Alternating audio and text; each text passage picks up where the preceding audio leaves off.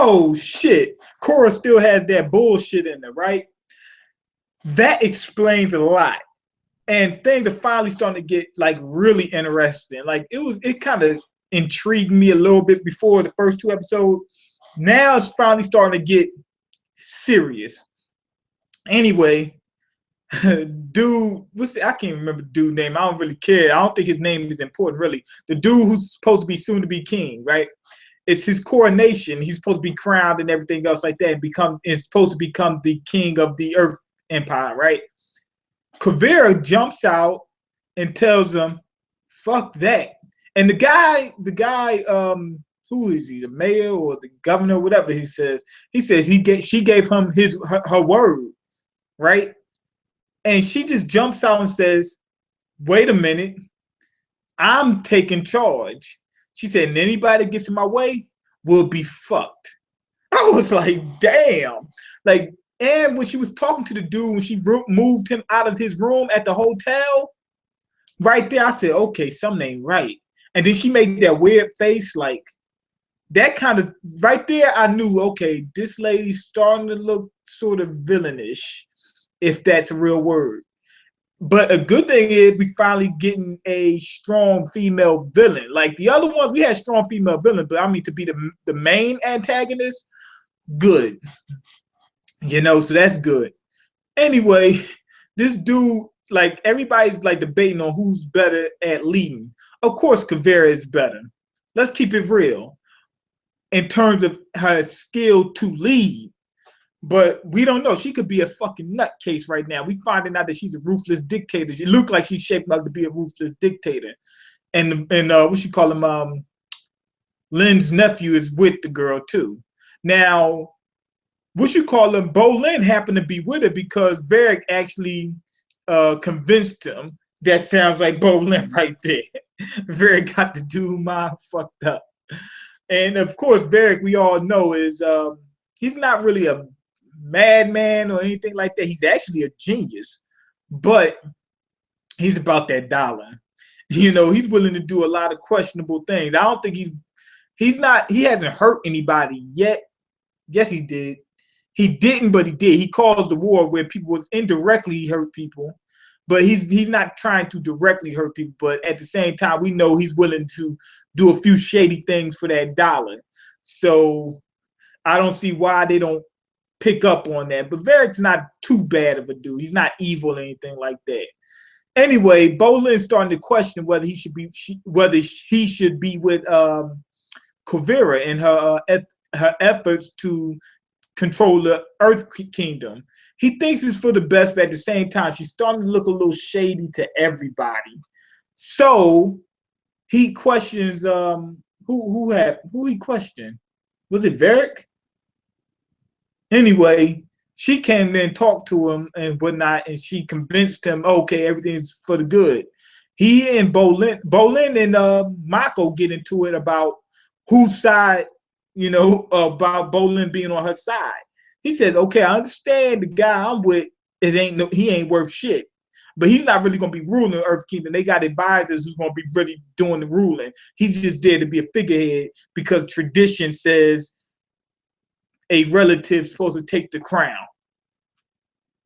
And that's what that's about. So him and Bolin and Mako get into a little exchange, and Bolin goes off on Mako. That seemed a little off. Like I'm usually used to seeing Bolin being, you know, the younger brother, you know, seeing, you know, what Mako says and kind of trying to understand it, but he just went off on him. So that's kind of weird. You know, usually Mako's like, okay, that's my big bro. I don't think big bro will tell me anything wrong, but he went off on him. I guess things did change in the last 3 years. Anyway, Korra's being trained by Bei Fong, or she begged her to train her, right? And she's being trained. She's getting the ass whooped. And I just found out something. Looks like earthbenders can bend dirt and shit too. Mud and dirt and all that. I thought they only bended like rocks, sand, lava, metal. You know, and also some other stones like crystals and gems and emeralds and shit like that. I didn't know they could do dirt too. You know what I'm saying? Sandbenders also earthbenders too. I didn't know they could do that. You know what I'm saying? So now it makes more sense why she's in the swamp land or whatever, because she actually can bend and use her powers and stuff like that. Also, it turns out when Korra opened the spirit world and let all them spirit vines and shit in, she can tap into the spirit vines and actually see everything that's going on in at least the Earth Kingdom. She said the world, but I'm not going to say for 100%. I'm not 100%. But I know she can see the whole Earth Kingdom. That's for 100% positive, because she said she even sees her kids right now in Republic City. So we know she got Earth Kingdom on lock.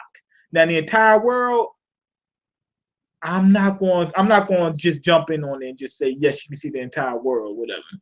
You know, not just yet, because she might have, when she said world, that could have been like a metaphor for I can see a lot of fucking shit. You know what I'm saying? So, but we do know she can see the entire Earth Kingdom. That shit is crazy.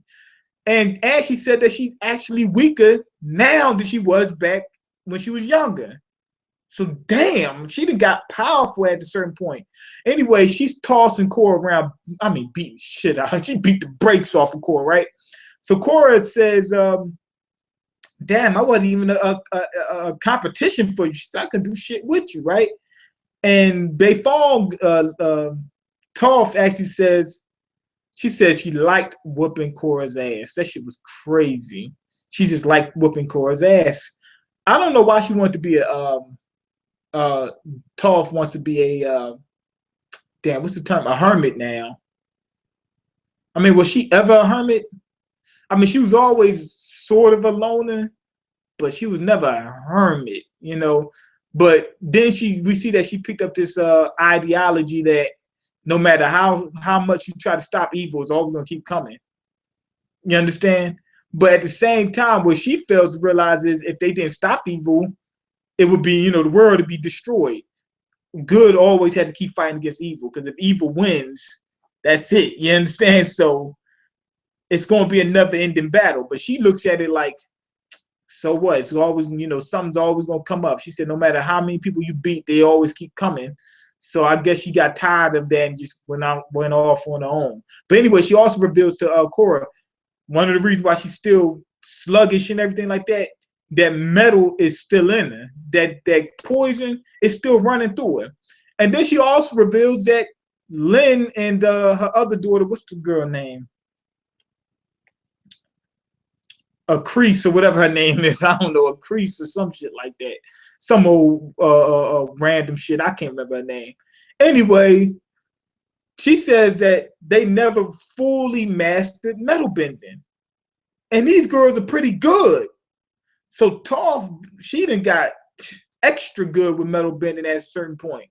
So that shocked me. And I like the way they did that. Like they really revealed that, okay, metal bending has another level to it. You understand? Then she tries to take the metal out of Korra, but Korra keeps fighting. I don't think she's actually fighting on purpose. But then she says that the spirit led her to that swamp, right? I think that the that weird version, that evil version of Korra, whatever that she's that's fighting Korra, I think that's a spirit too, that was trying to lead her to Toph. Remember, it led her away from Republic City.